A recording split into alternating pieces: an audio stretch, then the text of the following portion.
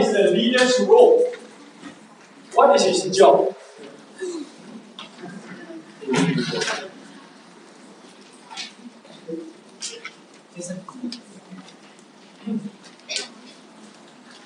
The purpose of a small group is not merely the transferring of data and giving answers, but to induce life change through thinking and application. And so, in a small group, the purpose of a small group is not just a transferring of data. You know, sometimes we thought that, well, if they can give the right answer, then the job is done. No. It is not the transferring of data. It is not they can give the right answer. No. The key is, this is the word to induce. You know what's the meaning of induce?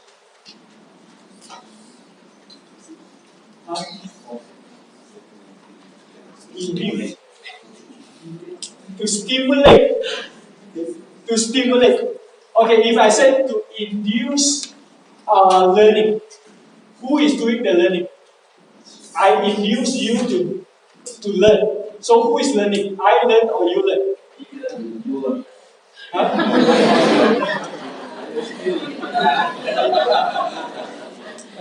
Okay, you see?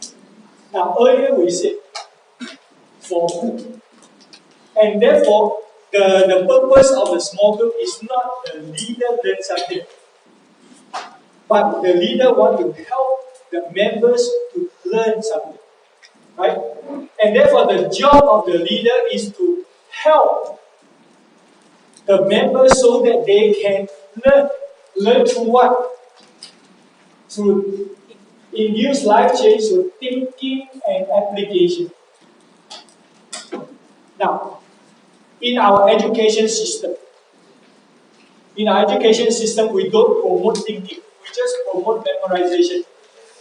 Right? If you can memorize and give the right answer, okay, you get A. But you may not be thinking, you never understand why. So after you have gone through, and then 3 months later we ask you the same question, you forgot. You don't know how to answer, right? And then you said, I thought you learned. And some of you said, I give back to the teacher. And the teacher said, I never received it. Right? You know, you see why? Because we are just playing a game of data transfer from his notebook to our notebook. And then once it's in the notebook, we never look at it again. Right? And so, for many times in the conferences, it's just like that. The teacher or the speaker say whatever, you know, and then you copy down. And you are busy copying, you are not thinking. And therefore, what goes, you know who is learning? The notebook is learning. But it doesn't go through here. There's no digestion, there's no understanding here in your brain. And therefore, you don't learn. You understand? And therefore, now is how do we help people to learn? Therefore, I want to help you to think. If you think through and you say, I understand. That is the first step. And then it is possible to have the second step of application and then build habits. Okay? And so the purpose of small group. Now the role of the group leader is not to teach or to provide answers. Sometimes we think that our job is to teach and to give the right answer. No. The role of the leader is to provoke thinking and encourage growth and life change. What is provoke?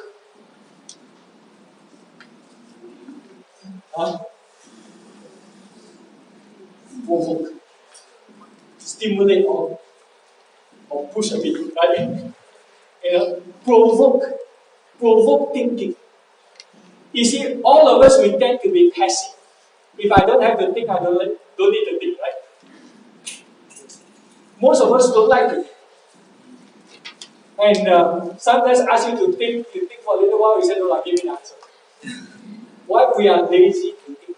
But if we are not thinking, it is still not yours, it is mine. Okay, in any conversation, let's say a few of you are talking. You talk for 10 minutes. And after that, what do you remember in the conversation? You remember what other people say, or you remember what you say?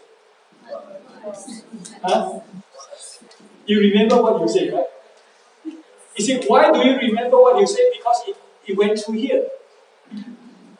Other people say, went through here and went out here. Right?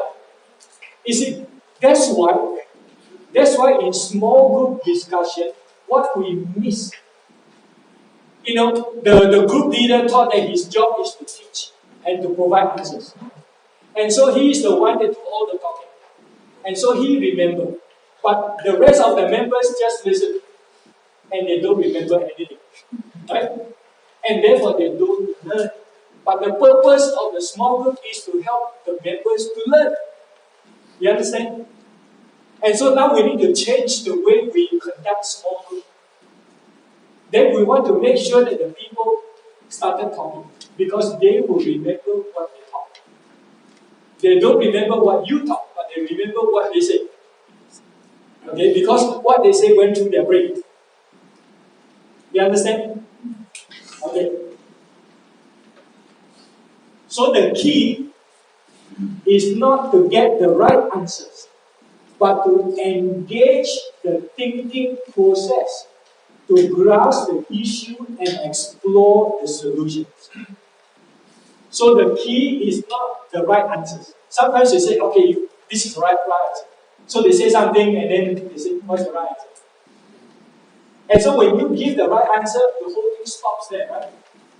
Nobody needs to think anymore. And so that is the failure in many small groups. We give answers too quickly, and so we stop the thinking process. But in small group, what we want is how do we get them to engage in the thinking process, get everybody to start to think. And we may ask some questions.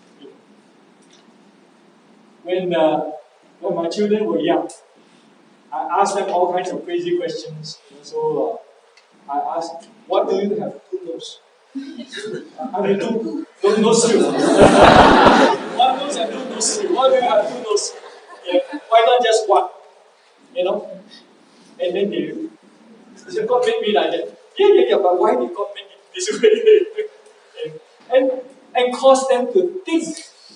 Cause them to think. Even ordinary thing, you can force people to think. Why is it this way? And when I study the Bible, I think, why? Just like last night, why did Jesus ask the disciples to pray and ask the Lord of the harvest to send laborers into his harvest? If it is his harvest, of course he do it. Why do you need you to come and do something? You see, then begin to think through why. When you begin to think why, then you begin to understand, explore the reason and the solution. You understand this? You see, because we are not thinking, that's why we are not getting there. Okay? You understand this? So understanding and awaiting are the internal change motivators. So we need to change from inside. Outside, I can force you. But then when the force is stopped, you stop. Right? But if it comes from inside, then nobody can stop you. Just like right now I developed the habit that I want to run. I know that running will keep me live longer. Will make me healthier, will keep my stomach down. And so I run. I run is because of the internal motivation. And so I go anywhere.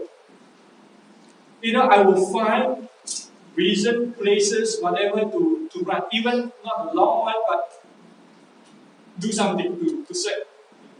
You see, once you have the internal, you will do it somehow. Even not convenient, you will still do it. Nobody else do it, you will still do it. Right? Yesterday nobody else run, I still run. And I don't care whether you laugh at me or not. So I write. You see, that is what it is. Once you develop the internal motivation, you will do it. Okay? The leader must encourage members to participate actively in thinking and speaking. So we want to encourage people to think and to speak, because when they speak, they think.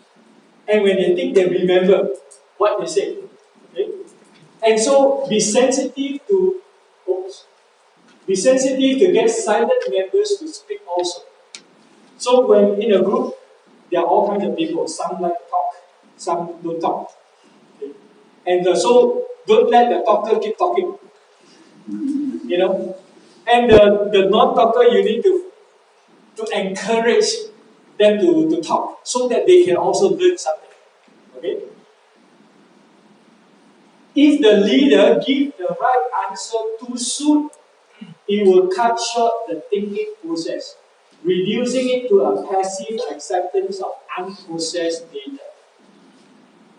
Right? That's normally what happens in many small groups. And so it's just give the right answer. So when it's over, you see, after the end of the small group discussion, not really many interaction taking place. People may not be thinking. You just go through a curriculum, but then it's not going through a thinking process. So the important thing is thinking process. You learn something. You understand? Okay. So the leader's job is to create opportunity for each to respond in active thinking and understanding, resulting in realization and life change. So the leader's job is to create opportunity, for each one to respond in active thinking. Active thinking and understanding. It's not passively, tell me the answer. We want each one to actively think. You see, the more active thinking they do, the more they learn. It is theirs. And so whatever that I tell you, it went through my mind here. But if you don't understand, it didn't go through your mind. It's still mine. It's not yours. And so how do you make it yours? You must think through yourself. Right? Okay? So we hope to facilitate active learning rather than passive learning. Many of our learning are passive. But active learning is different. So what is passive learning? Passive learning is generally confined to minimum requirement. What is prescribed and demanded, catering for inspection and examination. Let me explain. Okay, I try to put many words inside here. Like when we go through the class, any class, so whether biology or whatever, and what do you learn? You learn the minimum, right? What is required to pass the class, right? You don't learn more. No, this is not in the syllabus, so I don't learn. Right? I only learn what is in the syllabus, what is required. So we learn what is minimum. If the teacher said no, I won't. The exam question won't come from this part. I only ask from this part. You know what people will study only this part. The rest don't. Right? No. You see, normally that's what happens. That is called passive learning. I learn what is required. I don't learn because I want to learn. Right? I learn because this is required. I have to. Not I want to. I have to. I don't normally enjoy it. Right? But if this is something that I want to, some of your research, some of the things that you like to do, some like to learn IT, computer, something. You spend hours and hours and hours on it, right? And then until somebody else has to say, hey, stop. You see, active learning and passive is different. Many of our learning are passive. In school, it's passive. in church is passive. Right? In conferences like this, it's also passive. So I want to change that. Okay? So an example of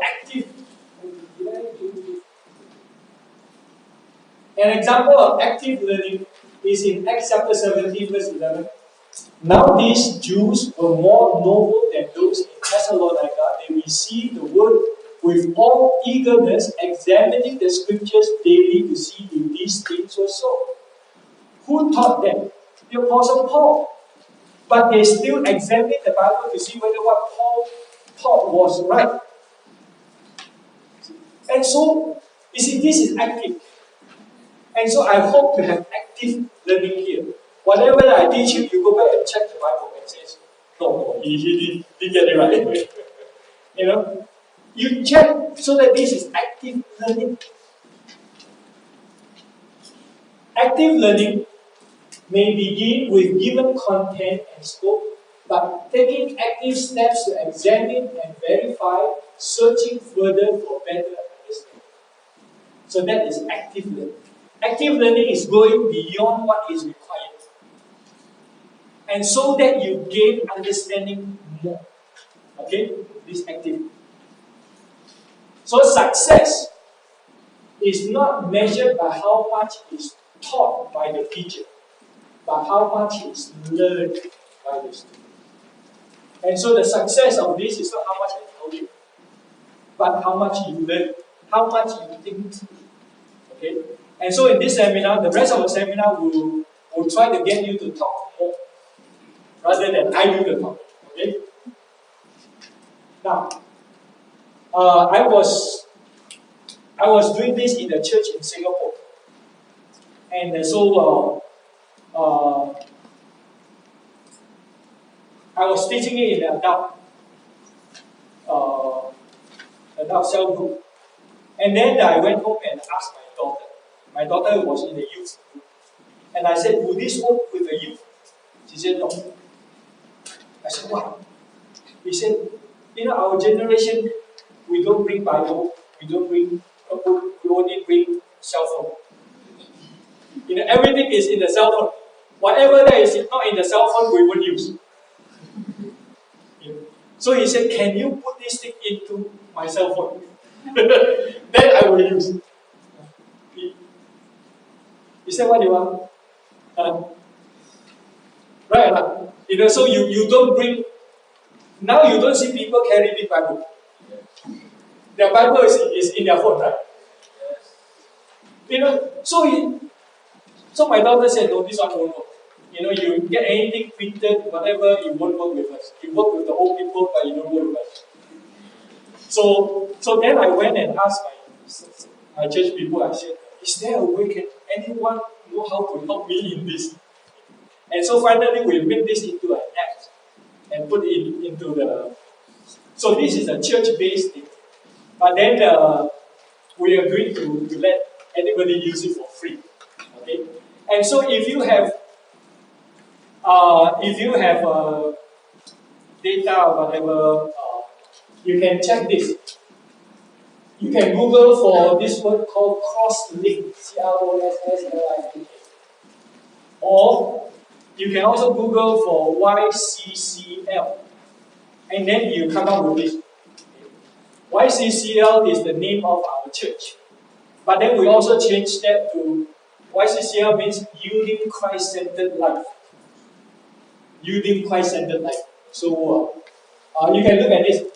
Inside here, if you click on this one, growing as witnesses.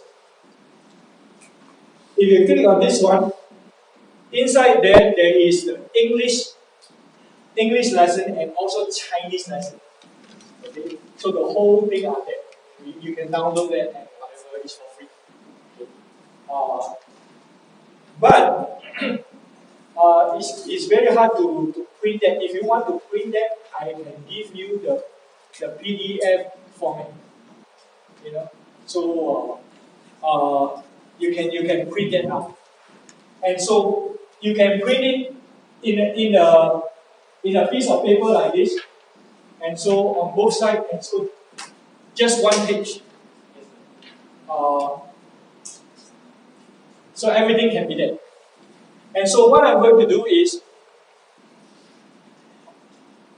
if you are willing to teach them, I will give you the PowerPoint, all the PowerPoint, plus all the PDF. And so that you can use it and print it and teach it. Yes, no? Yes. Okay. Once you say yes, all these are witnesses. Okay? And if you don't do, they will ask you, have you done?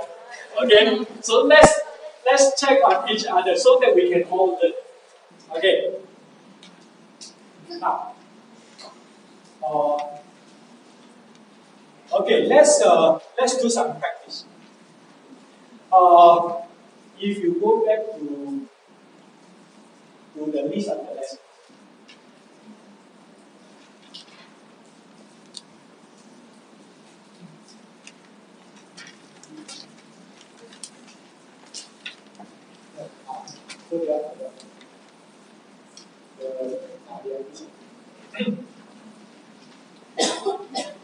Now there are 10 lessons.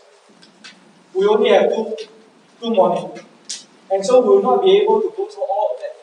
But I will pick a few that within these 2 days we practice. And if you know how to do this, the rest of the thing you know how to do. Okay? And so now, oops. So right now we'll do this first one, the real issue, powerful habits. And then tomorrow we will do, maybe we'll do number 5 and number 7. Okay, so that will be for tomorrow. But today we will do number 1. I think you have already divided into groups, right? Okay. But each group has too many people. And so I would like for each group to subdivide into 2 groups. So that now we have 9 groups, right? And so you subdivide into 2, so you have 18 groups. Okay? And okay, can we divide now? And you can move your chair and